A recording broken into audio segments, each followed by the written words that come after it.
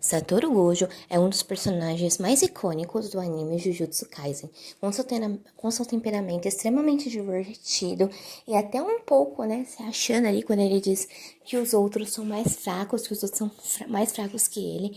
Ele atualmente é o feiticeiro Jujutsu mais forte, mais poderoso, devido às suas técnicas, que são técnicas apelonas, sim.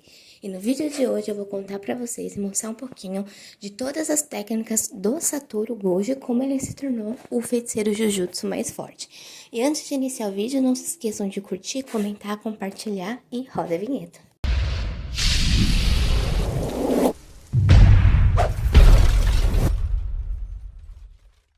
Uma das primeiras técnicas do Gojo que foi mostrada em Jujutsu Kaisen é o ilimitado. A família Gojo tem algumas técnicas hereditárias que o Satoru herdou. E o Satoru herdou duas técnicas muito apelona, que é o ilimitado e os 6 olhos. Mas vamos começar aqui a falar sobre o ilimitado. Primeiramente, o que vocês precisam saber é que nos últimos 100 anos, somente uma pessoa nasceu com essas duas técnicas hereditárias, que é o ilimitado e os 6 olhos. O ilimitado permite ao Gojo que ele manipule a sua energia amaldiçoada e ele consegue manipular o espaço ao seu redor. Ou seja, nada consegue alcançá-lo. Ou seja, você pode dar um soco, você pode tentar atingir o que você não vai conseguir. Como aconteceu em 2 casos, na luta que ele teve com o jogo, lá no iniciozinho do anime, onde o jogo achou que tinha matado ele. E ele falou aquela icônica frase que é: não se preocupa porque você é fraco. E também nós tivemos um caso um pouco depois ali no intercâmbio entre as escolas de Kyoto e Tóquio, onde a Utahime jogou um chá no Gojo e ainda assim o chá não o atingiu. Por quê? Porque tudo que você tenta atingir ele, qualquer golpe, qualquer objeto, não importa. O que você tente jogar no Gojo simplesmente não vai acertar, porque existe literalmente um infinito entre ele e a pessoa. Ou seja, a pessoa só consegue tocar nele se ele permitir que a pessoa toque, senão nem assim ele vai conseguir, né? E isso é uma das técnicas assim, mais apelonas ali do Kangojo, né? Que ele tem, e não é à toa que ele é o feiticeiro Jujutsu mais forte, não é mesmo? Agora, os 6 olhos. Os 6 olhos também é uma técnica hereditária da família do Gojo. E uma coisa importante, não podem existir 2 usuários de 6 olhos ao mesmo tempo. Então, não tem como ter o Gojo e outra pessoa usando 6 olhos. Não, não pode. Essa técnica, ela assim como limitado também, ela é muito apelona. Primeiro, porque ela consegue dar para o Gojo uma percepção e um imenso processamento cerebral, ou seja, ele consegue enxergar tudo como se fosse uma informação. Então, ele consegue identificar massa, velocidade, energia amaldiçoada e, por conta dos 6 olhos, ele consegue até mesmo prever alguns feitiços que o seu oponente vai usar contra ele. É por isso que usar o ilimitado para ele é uma coisa tão simples, já que ele consegue perceber basicamente todos os movimentos que estão ali próximo dele, e ele consegue até mesmo enxergar o fluxo de energia amaldiçoada numa pessoa. Por isso que ele sempre zoa os outros ali, falando que as pessoas são tão fracas, né? Resumidamente, o Gojo, ele consegue ver tudo por conta dos 6 olhos.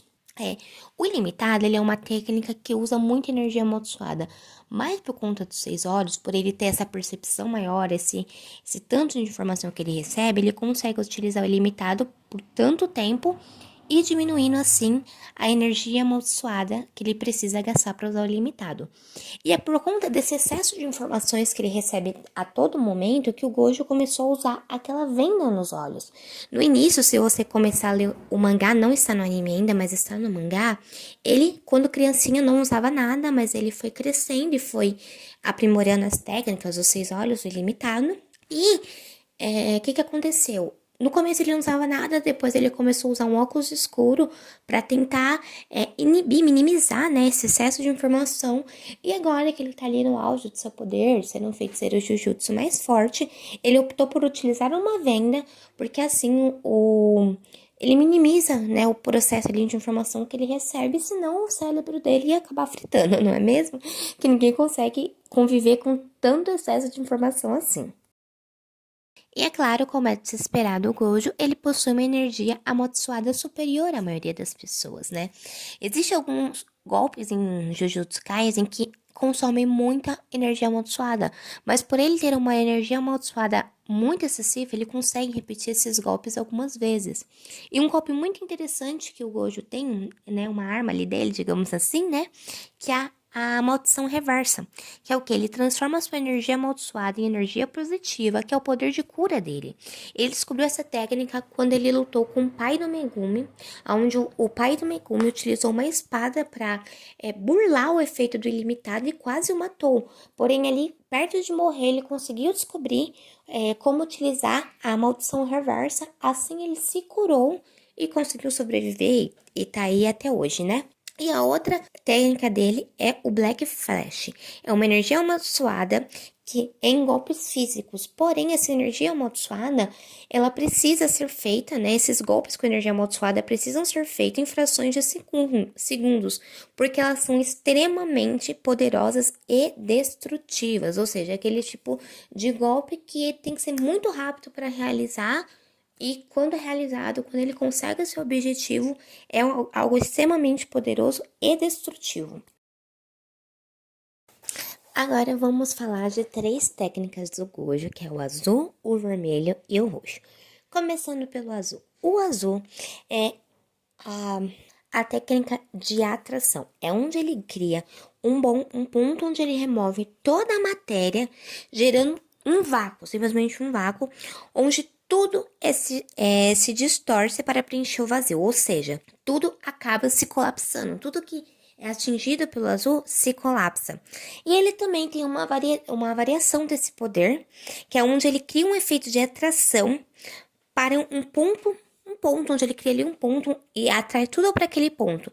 Esse ataque ele é muito mais potente e devastador, porque tudo ele traz para aquele vácuo e assim ele cria uma densidade gravitacional super alta, que é como se fosse um buraco negro e todo mundo sabe que um buraco negro não dá para vencer ele, né? O segundo é o vermelho. Enquanto o azul ele atrai as coisas, o vermelho ele repele, ele consegue repelir tudo que está ao seu alcance. Com apenas um dedo em volta da esfera vermelha, o Gojo consegue algo parecido com ondas de choque. Só para vocês entenderem quão devastador é esse poder, que é capaz simplesmente de destruir tudo o que está pela sua frente. Tudo o que passa na frente vai ser destruído. E eu sei que o azul e o vermelho, eles podem até ser parecidos, assim, você pode até pensar que o vermelho é só o inverso do azul. Mas, na verdade, o vermelho, ele chega a ser 2 vezes mais forte que o azul. Então, deu para entender, né? O azul, ele atrai as coisas para um ponto específico, enquanto o vermelho, ele repele. Então, vocês conseguiram entender isso, né? E ambos destroem tudo que está ao seu alcance. Agora vamos à técnica do roxo, ou do púrpura, como alguns quiserem chamar, né? Essa técnica, ela é a combinação do azul e do vermelho. Essa técnica dentro do clã Gojo, ela tem uma técnica difícil de se conseguir, poucas pessoas conseguem. É uma técnica que demanda ali um treinamento muito excessivo para se chegar a ela. E como ela é a fusão do azul com o vermelho, ou seja, ela atrai e repele tudo ao mesmo tempo, ou seja, não tem como você escapar, tudo é devastado. Até mesmo lá no exame Kyoto, no exame do intercâmbio das escolas, onde estavam a escola de Kyoto e a escola de Tóquio, quando, né, o jogo, a Hanami, né, no caso, né, ela atacou a escola ali, ela invadiu o exame entre as escolas, né, o intercâmbio entre as escolas, o Gojo utilizou essa técnica. E quando ele utilizou essa técnica, ele simplesmente devastou tudo que vinha pela frente. Ele fez uma trilha de devastação. Até ele usou uma frase, que as frases do Gojo ficam super famosas, que é: o sensei vai pegar pesado agora, né? E realmente ele simplesmente devastou, mas por uma sorte lá, ela conseguiu escapar do roxo do Gojo, que foi algo surpreendente se ela não tivesse começado, né? Ela fez uma técnica ali para fugir. Se ela não tivesse utilizado essa técnica segundos antes do Gojo utilizar o seu roxo, ela não teria sobrevivido. E agora vamos falar sobre a expansão de domínio, Moriokusho. Dentro do ilimitado, ele cria um espaço fazendo com que todas as ações que o seu oponente teve em vida sejam forçadas a ele, ou seja, o oponente começa a viver tudo aquilo de novo. O oponente dele, né, quem ele aprisiona na expansão de domínio, pode ver e sentir tudo, porém todos os seus movimentos são limitados, movimentos e pensamentos, porque ele começa a receber informações de maneira intermináveis, então ele começa a receber várias e várias informações até chegar um momento que o cérebro da pessoa não aguenta e para, né? Porém, foi mostrado no mangá, antes do Gojo ser aprisionado, antes dele ser selado pelo Mahito, pelo Gojo, pelo Kinjaku, que eles fizeram para poder ganhar do Gojo, porque era impossível ganhar do Gojo, por isso que eles tiveram que selá-lo. Eles resolveram lutar com o Gojo no meio da estação de Shibuya. Então, o que eles fizeram?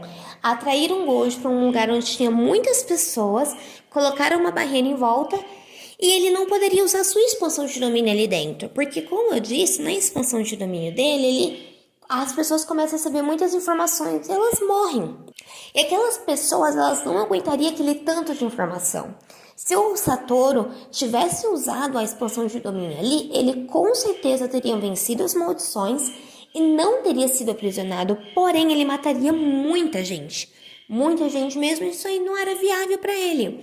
Mas o Gojo controla tão bem a sua expansão de domínio que ele, para não matar as pessoas, fez sua expansão de domínio somente por 0,2 segundo. Tempo suficiente foi para ele atacar as maldições e não matar ninguém, né? Que acabou sendo pego na expansão de domínio dele. E tem uma coisa também sobre a expansão de domínio dele. Como eu disse, todo mundo que fica preso na expansão de domínio dele começa a receber informações intermináveis até que a pessoa morre, porque o cérebro dela frita, né? Só que quando ele usou a expansão de domínio a primeira vez, isso foi mostrado no anime já, ele levou o Yuji junto com ele. Porém, como o Yuji, ele estava segurando o Yuji, ele estava tendo contato físico com o Yuji ele não foi pego pela expansão de domínio do Gojo. Por quê? Porque todos aqueles que são presos na expansão de domínio dele, mas estão em contato físico com ele, não sofrem os efeitos, ou seja, se torna imune aos ataques.